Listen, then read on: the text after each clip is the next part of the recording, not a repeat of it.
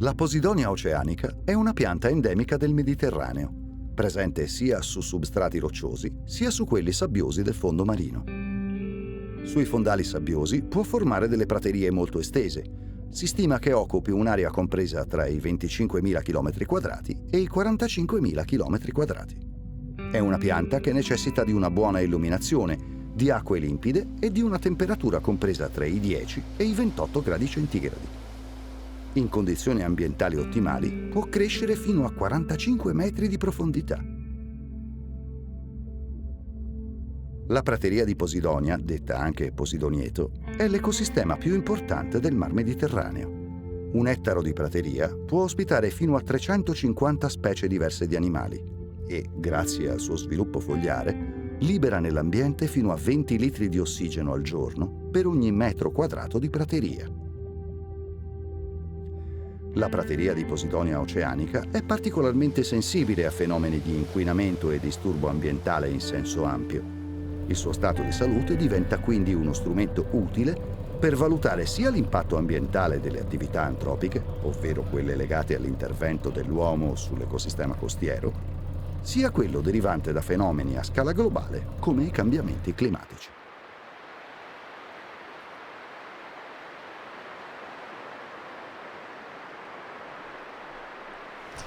La Posidonia oceanica è una pianta superiore appartenente alle fanerogame, piante con organi riproduttivi caratterizzate dalla presenza del seme. Similmente alle piante terrestri, ha radici, fusto e foglie in grado di effettuare la fotosintesi. Il fusto presenta rizomi con funzione di riserva. Le foglie sono inserite direttamente sul rizoma, hanno una lunghezza media di 50-80 cm, ma possono arrivare fino a 1,5 metri.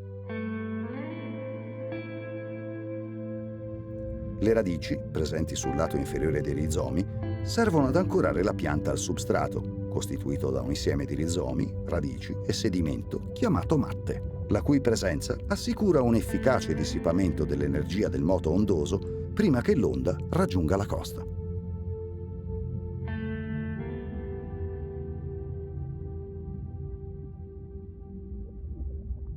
Nei secoli, le matte si ispessiscono per effetto della colonizzazione delle giovani praterie e ciò può portare la prateria di Posidonia a innalzarsi sino a raggiungere la superficie del mare.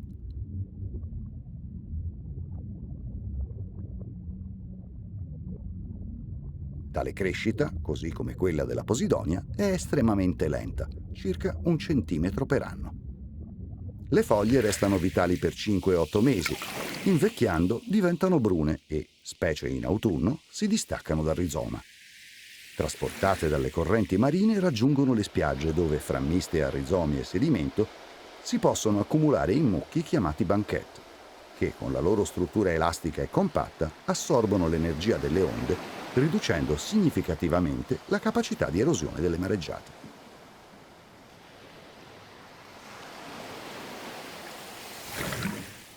I frammenti della Posidonia, modellati dall'azione delle onde sulla battigia, si possono agglomerare tra di loro con residui di foglie e formare gli egagropili, dal greco aigagros, capra selvatica, e pilos, peli ammassati. Gli egagropili di consistenza feltrosa e forma più o meno sferica sono chiamati comunemente anche palle di mare, palle di Nettuno, polpette di mare o patate di mare. La presenza di Posidonia nelle spiagge contribuisce anche alla formazione di dune embrionali e inoltre, trattenendo l'umidità e rilasciando i nutrienti, favorisce la colonizzazione di specie vegetali e la creazione di rugosità che intrappolano la sabbia.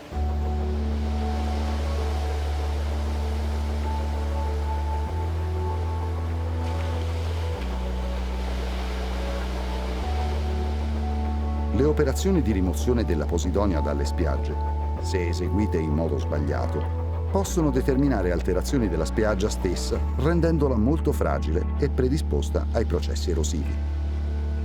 Il mantenimento in loco dei depositi di Posidonia rappresenta la soluzione migliore dal punto di vista ecologico per arginare l'erosione delle spiagge, anche se talvolta questi ultimi possono risultare fastidiosi per la fruizione turistica. Per questo è necessario informare gli operatori e i fruitori delle spiagge che si tratta di materiali naturali, indicatori di una buona qualità dell'ambiente e non di un rifiuto.